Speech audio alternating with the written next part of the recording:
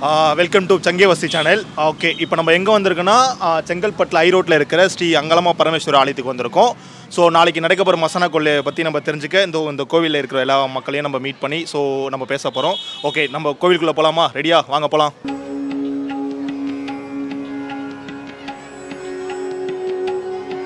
So இந்த கோவிலில் என்ன சிறப்பு அம்சம்லாம் இங்கே வந்து பார்த்தீங்கன்னா உங்களுக்கு ராகு, கேது, நாகதோஷம், செவ்வதோஷம் அதுக்கு எல்லாமே இங்கே சிறப்பான பூஜைகள்லாம் நடக்குது. இந்த கோவிலில் வந்து பார்த்தீங்கன்னா இது 1500 வருஷம் வந்து பழமையான கோவில்.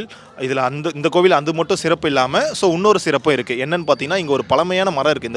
இந்த கோவில் காலத்திலேருந்து அந்த மரம் வந்து இந்த கோவிலில் இருக்குது. அது என்ன மரம்ன்றதை நம்ம போய் பார்க்கலாம் வாங்க. கோயிலுக்கு பேக் சைடில் வந்திருக்கும். ஸோ இப்போ உங்களுக்கு தெரியும் இதுதான் வந்து புத்து கோவில்னுவாங்க. ஸோ கோவிலுக்கு பேக் சைடில் உள்ளே வந்து பார்த்திங்கன்னா ஒரு வேப்ப மரம் தெரியும். இந்த வேப்ப மரத்தோட சிறப்பு என்னென்னா இந்த கோவில் இருக்கிற காலத்துலேருந்து இந்த வேப்ப மரம் இங்கே இருக்குது. இந்த வேப்ப மரத்தை வந்து பார்த்திங்கன்னா தலைவிரிச்சான் வேப்ப மரம்னுவாங்க. ஸோ இந்த மரத்துக்கு ஒரு ஸ்பெஷல் ஒன்று இருக்குது. ஸோ என்ன ஸ்பெஷல் இருக்குன்னா இந்த மரத்துக்கு பக்கத்துலேயே வந்து பார்த்திங்கன்னா உங்களுக்கு தெரியும், நான் காமிக்கிற வீடியோவில். ஸோ இந்த மரத்துக்கு பக்கத்துலேயே வந்து பார்த்திங்கன்னா இங்கே மரமல்லி, ஓகேவா, மரமல்லின்னு சொல்லிட்டு ஒரு மரம் ஒன்று இருக்கும்.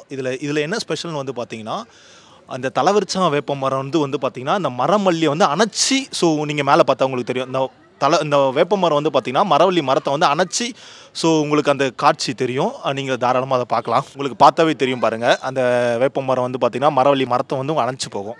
ஓகேங்களா? ஸோ இதுவுமே இந்த கோயில் வந்து ஒரு சிறப்பான விஷயம் தான். இது சிவன் ராத்திரின்றது வந்து கண்ணு முடிச்சு அத்தனை பேரும் வந்து இன்றைக்கி சிவன் ராத்திரின்றது வந்து கும்பிடுவாங்க.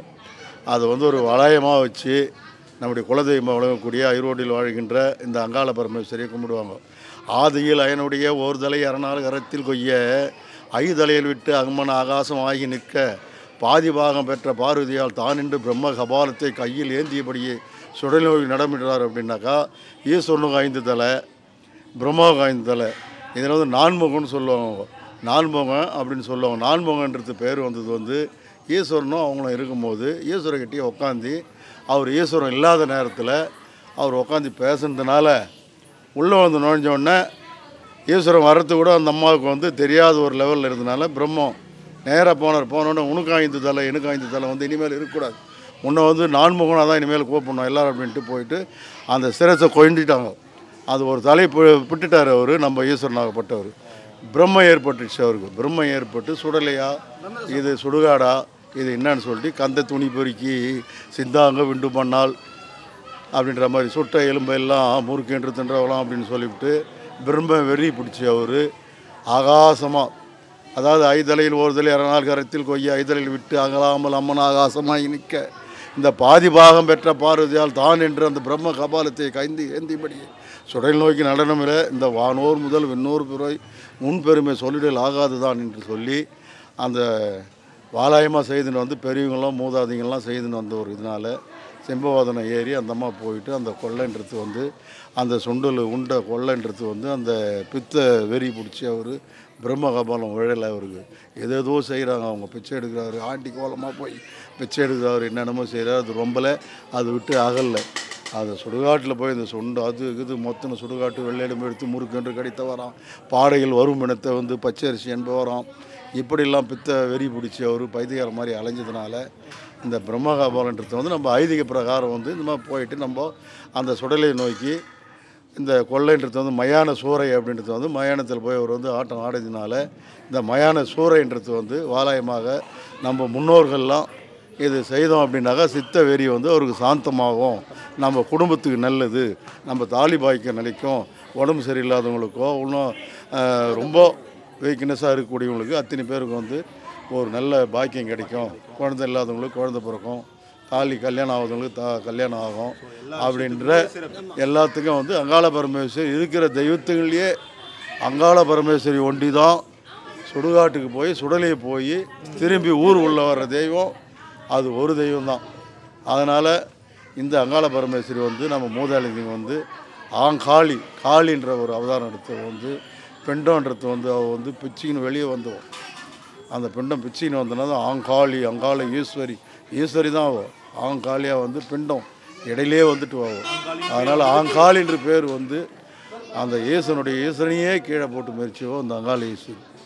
அதனால் அந்த சித்த வெறி பிடிச்சி அலைஞ்சதுனால கந்திய துணி பொறுக்கி சுட்ட எலும்பு அந்த எலும்பு பிணத்தை எல்லாம் மானாவரே சாப்பிட்டு அதுக்கெல்லாம் உண்டான ஒரு விஷயத்தெல்லாம் நம்ம நிவார்த்தி செய்யணுன்றதுனால வருஷம் இந்த முன்னோர்கள் செய்து வந்தது தான் நம்ம வாலாயமாக செய்துன்னு வரோம். இதுதான் அங்காள பரமேஸ்வரி. இது இப்போது இந்த நீங்கள் சொல்லிட்டீங்களே ராதுகேது எல்லாம் இந்த ஆலயத்தில் வந்து அதுக்கு உண்டான பரிகாரம்லாம் செய்கிறாங்க. வாலாயமாக பழைய அங்காள பரமேஸ்வரி, ஆதி அங்காள ஈஸ்வரி இங்கே தான் எல்லோரும் செய்து இப்போ தனித்தனியாக செய்கிறாங்க. பர்வதராஜன் மகள் பர்வதராஜன் மகள் அப்படின்னாக்கா செம்படையர் குலத்தில் உதித்தவோ. செம்படையர் குலத்தில் வந்து செம்படையர் வீட்டில் வளர்ந்தாவோ.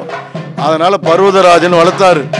செம்படையராக இருக்கக்கூடிய பர்வதராஜன் வளர்த்தாரு. அவர் ஈஸ்வரர் வந்து அவதாரம் எடுத்து திருக்க மீனாக ஆகி போயிட்டு அந்த திருக்க மீனை யார் அடக்கி பிடிச்சின்னு வராங்களோ அவங்களுக்கு தான் அந்த ஈஸ்வரி நாங்கள் கல்யாணம் பண்ணி ஈஸ்வரன் ஒரு அவதாரத்தில் அந்த கல்யாணம் பண்ணாங்க. அந்தம்மா கல்யாணம் பண்ண பிற்பாடு தான் ஈஸ்வரன் வரைக்கும் இந்த ஐதீகம்லாம் வந்தது. இதுதான் என்னுடைய முறை. அதெல்லாம் சொல்லிட்டேன். குழந்தை இல்லாத குழந்தை பாக்கியம் கிடைக்கும். உடம்பு சரியில்லாதவங்களுக்கு உடம்பு நல்லாகும். இந்த ஐதீகம் பழைய காலத்தினுடைய ஐதீக பிரகாரம் அந்த வழிபடுறவங்களுக்கு இது மாதிரிலாம் ஆகும். நல்லபடியாக எல்லாத்துக்கும் பரிகாரம் நல்லபடியாக அந்த அங்காள ஈஸ்வரி வருஷத்துக்கு ஒரு நாள் மாசி ஒரு மாதத்தில் மசான கொள்ளையில் அமாவாசை நேரத்தில் போகிற தெய்வம் இது மட்டும்தான். ஓகே ஃப்ரெண்ட்ஸ், இப்போ நம்ம மசானா கொள்ளைனா என்ன, அதை பற்றி நம்ம இங்கே இருக்கிற பக்தர்கள்ட்ட எல்லாமே தேடி நம்ம கற்றுக்க போகிறோம். ஸோ அதுக்காக நம்ம ஃபர்ஸ்ட் வரியாக நம்ம பக்தர்கள் வந்து இன்டர்வியூ பண்ண ஆரம்பிச்சிட்டோம். வணக்கம். ஓகே, இப்போ நம்ம மசாலா கொள்ளைனா என்ன, நம்ம எதுக்காக அது கொண்டாடுறோம், ஸோ அதை பற்றி நீங்கள் என்ன நினைக்கிறீங்க? ஃபஸ்ட்டு சாமி எங்கள் கோயிலில் பார்த்தீங்கன்னா சாமி வந்து ஈவினிங் வந்து கலசம் எடுத்து குளத்தாண்ட போவாங்க. குளத்தாண்ட போயிட்டு அங்கே சில பூஜைகள்லாம் பண்ணுவாங்க. பண்ணிவிட்டு அதுக்கப்புறம் திருப்பி கலசம் எடுத்துகிட்டு இங்கே வந்துட்டு சாமிக்கு அதை வந்து அந்த கலசம் பூஜை பண்ணுவாங்க. அதை பண்ணிவிட்டு நாளைக்கு காலையில் வந்து சாமி அலங்காரம் பண்ணிவிட்டு வந்து சாமி கிளம்பும். சுடுகாட்டுக்கு கிளம்பி அங்கே போயிட்டு கொள்ளெல்லாம் விட்டுட்டு அதுக்கப்புறம் திருப்பி வருவாங்க. அது நிறைய நல்ல விஷயங்களும் நடக்கும். குழந்தை இல்லாதவங்களுக்கு குழந்தை பிறக்கும். என்ன மனசில் நினச்சாலுமே வந்து அது கண்டிப்பாக நடக்கும். அதே மாதிரி அமாவாசைக்கும் வந்து பார்த்திங்கன்னா நம்ம கோயிலில் வந்து நிறைய பூஜை பண்ணுவாங்க. ஊஞ்சலில் போடுவாங்க. மேல்மலையூரில் வந்து எப்படி பண்ணுறாங்களோ அதே மாதிரி இங்கே பண்ணுவாங்க. என்ன நினச்சி வேண்டிட்டு வந்தீங்கனாலும் அது கண்டிப்பாக நடக்கும். மசானா கொள்ளைனா என்ன, மசானா கொள்ளை நம்ம கோவிலோட சிறப்பு அம்சங்கள் என்னன்றது மட்டும் உங்களுக்கு தெரிஞ்ச விஷயத்தை நீங்கள் சொல்லலாம். சரிங்க, நாங்கள் வந்து குற்றாலத்துலேருந்து வந்திருக்கோம். எங்கள் சம்மந்தி வீட்டு கோயில் மசானா கொள்ளைங்கிறது நாளைக்கு காலையில் சாமி அலங்காரம் பண்ணி வந்து எல்லாம் கொள்ளை விடுறாங்க. வேண்டுதல் பண்ணிவிட்டு எல்லாம் செய்வாங்க. என்னென்ன வேண்டுதலும் எல்லாம் செய்வாங்க. எல்லா வேண்டுதலும் நிவர்த்தி பண்ணுவாங்க. அங்காளம்மா, வீரபத்திர சாமி இருக்காங்க, இன்னும் விநாயகர், முத்துமாரி எல்லா சாமியும் இருக்காங்க. அதனால் வேண்டுதல் வந்து நிவர்த்தி பண்ணிவிட்டு குழந்தை இல்லாதவங்க வேண்டிக்கிட்டு தொட்டி கட்டுவாங்க.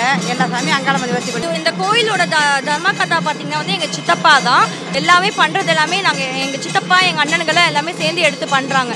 அவ்வளோ ரொம்ப விசேஷமான கோவில். எத்தனை வருஷமா இந்த கோயிலுக்கு வந்துட்டு இருக்கீங்க? 10-15 வருஷமாக தான் வந்துடும். கோயில் ரொம்ப நல்ல விசேஷமாக நல்லா இருக்கும். நம்ம நினைச்சது நடக்கும். கோவிலோட சிறப்பு அம்சம்னா நம்ம மசானா கொள்ளை ஏன் கொண்டாடுறோம்? நீங்க எத்தனை வருஷமா இந்த கோயிலுக்கு வந்துட்டு இருக்கீங்க? நான் இந்த 60 வயசு ஆகுது. எனக்கு 60 வருஷமா எங்க கோயில் மாதிரி. இந்த கோயில் தர்மகத்தா வந்து எங்க அண்ணன் அவரு. அதனால இது சிறப்பு பெற்ற கோயில், சரித்திர பெற்ற கோயில் இது. இங்கே யார் வந்தாலும் நல்ல நன்மை நடக்கும். கல்யாணம் ஆகாதது கல்யாணம் நடக்கும். குழந்தை இல்லாமல் குழந்தை பிறக்கும். எல்லா நன்மையும் இந்த கோயில் சிறப்பு வாய்ந்த கோயில். ஹலோ ஃப்ரெண்ட்ஸ், ஸோ நெக்ஸ்ட் படியாக நம்ம அம்மாவை மீட் பண்ண வந்திருக்கோம். ஸோ அம்மாவோட அனுபவத்தை பற்றி நம்ம தெரிஞ்சுக்கலாமா? வாயல் வாழ்க்கையில் ஆசைப்பட்டு ஏற்றுக்கிட்டவள் தான் அங்காளம்மா. அவள்கிட்ட எந்த குறைய வச்சாலும் நமக்கு நிறைவேற்றி தருவாள். அது மட்டும் இல்லாமல் இப்போ எனக்கு கருத்து தெரிஞ்ச நாட்களிலும் அங்காளம்மா சுய உருவம் கொண்டவளாக காட்சி கொடுக்குறவ. அதனால் நான் குறைத்தி வேடம் அணிந்து அம்மாளுக்கு சேவை செய்கிறேன். சிவனடியாராகி நான் அங்காளம்மாள் வழிபடுவதை என்னுடைய அனுபவத்தில் சொல்கிறேன். எனக்கு எவ்வளோ கஷ்டம் நஷ்டங்கள் இருந்தாலும் அந்த அம்மாவை என்னை கைவிடலை, காப்பாற்றி வழிநடத்துவா. அங்காளம்மா என்னும்போது அவள் எனக்கு ஆறுதலாக வந்து நிற்கிறா. அதனால் எந்த குறையும் இல்லை. செங்கல்பட்டில் நாங்கள் வசிக்கின்றோம். ரொம்ப கஷ்டமான சூழ்நிலை குடும்பத்தில் வாழ்ந்த பொம்பளை தான் நானும்.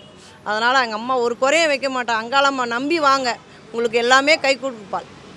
நன்றி. கரெக்டாக வந்து அம்மனை வந்து பார்த்துட்டோம். இன்னும் அம்மன் வந்து கிளம்பலை. இனிமேல் தான் இப்போ ரெடி பண்ணிகிட்டு இருக்காங்க எல்லாமே. அவங்ககிட்ட சொன்னல 6 வருஷம் கழித்து இந்த அம்மன் வந்து மயானத்துக்கு போக போகிறாங்க. பயங்கரமாக ரெடி பண்ணிகிட்டு இருக்காங்க. ஒரு 6 வருஷம் கழித்து இந்த கோயில் நடக்குதுன்னா பார்த்தோம் எவ்வளோ சிறப்பாக பயங்கரமாக ரெடி பண்ணிப்பாங்க. ஏன்னா ரீசெண்டாக அந்த கோயிலில் வந்து கும்பாபிஷேகம் நடந்துச்சு. அந்த வீடியோவுமே நம்ம சேனலில் இருக்குது. பார்க்காதவங்க ஜஸ்ட் நான் டிஸ்கிரிப்ஷனில் கொடுத்துருக்கேன், மறக்காமல் செக் பண்ணிக்கோங்க. நம்ம பார்த்திங்கன்னா அது முடிச்சுட்டு நம்ம ஸ்ட்ரெயிட்டாக திரௌபதி அம்மன் கோயிலுக்கு போயிடலாம். இந்த அம்மன் பார்த்திங்கன்னா இந்த பக்கம் கிளம்பிட்டு மேட்டு ஸ்ட்ரீட் வழியாக தான் வந்து இனிமேல் வரப்போகிறாங்க. வழக்கத்தை விட இந்த வருஷம் கொஞ்சம் க்ரௌடு அதிகமாக இருக்கும்னு நினைக்கிறேன். பார்க்கலாம்.